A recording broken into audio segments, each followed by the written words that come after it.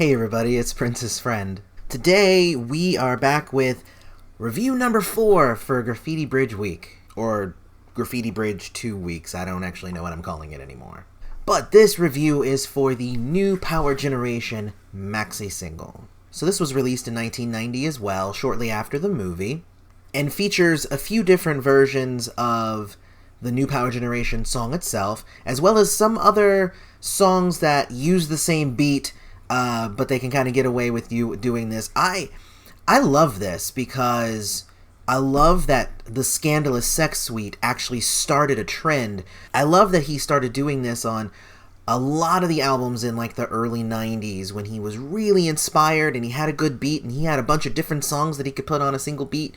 So I really love it, and we're going to be doing the different maxi singles as we go along with the individual albums themselves as well. But this one, in my opinion, isn't really as strong as the Scandalous Sex Suite, which I can listen to like a million times.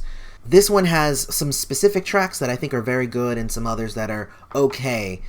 And obviously, you have to like the song New Power Generation in order to like the maxi single. So let's get right into those tracks. New power, we stand.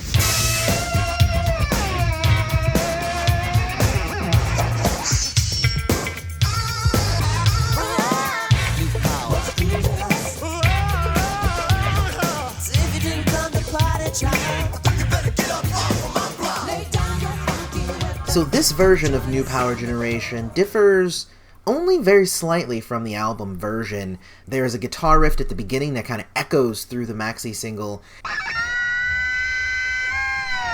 There it goes. Instead of the rap in the middle, it kind of launches into more awesome guitar playing. I mean, you can never get enough Prince guitar. So we do get about a minute more of guitar and keyboards, which are good. I think I still prefer the original because it was kind of condensed and just like that's the song. And I think that actually by extending it, it makes it kind of a weaker track.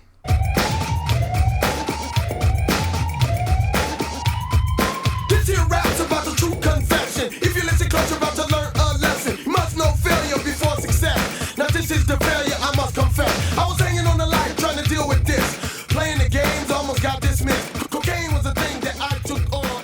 So this is an interesting twist on the beat. It adds some police sirens in occasionally. This is actually T.C. Ellis's rap from the New Power Generation Part 2, but this time it's separated out and it's made its own song. The MPG chorus plays in between his verses as well. I actually don't like this one, and it's not because of the rapping. I think the rapping is just as good as it was before. I think he's a really good rapper, and I think it's got a strong message of anti-drugs and, you know, all that stuff. I actually think that plugging the chorus in between his rap, it just interrupts the flow, and it kind of ruins the rap for me.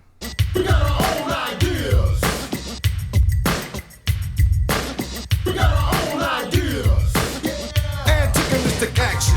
It's just a fraction of what I feel for you. I take my time on the rhyme, yo, let's bust a move. I'm stepping with confidence. Yes, I know it's evident. I'll backseat to you. That's so relevant. You see, it's like this. You shot. So this was the first taste that we actually got of Tony M, as Prince was wanting to insert just a little bit more hip-hop, a little bit more New Jack into his music around this time. This is actually kind of pointing to some of the work that he did. Kim Basinger, that entire album called Hollywood Affair was full of New Jack beats, and I think you're kind of seeing the evolution of that. I didn't even realize that a few of these beats are New Jack beats. It's kind of crazy. But this might actually be where I lose a little bit of my Prince cred.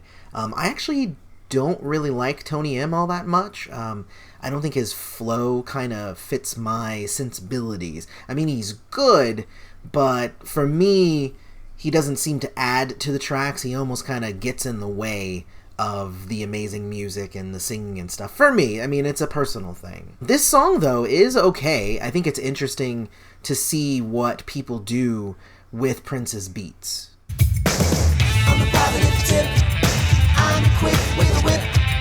I don't have to spank you, cause this is my ship.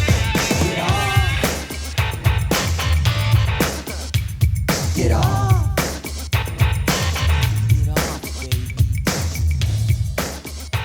Okay, then we get to Prince's first take on the song Get Off, which ends up on Diamonds and Pearls, the next album. You can actually hear a bunch of similarities between this version and the next one, like the dun dun dun dun dun dun dun.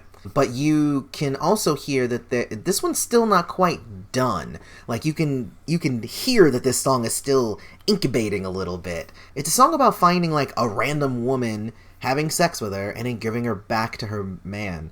It does borrow some of the beat elements and whatnot from New Power Generation, but it is otherwise its own song, and I actually dig it a lot. Get off. Get off. Get off. Get off.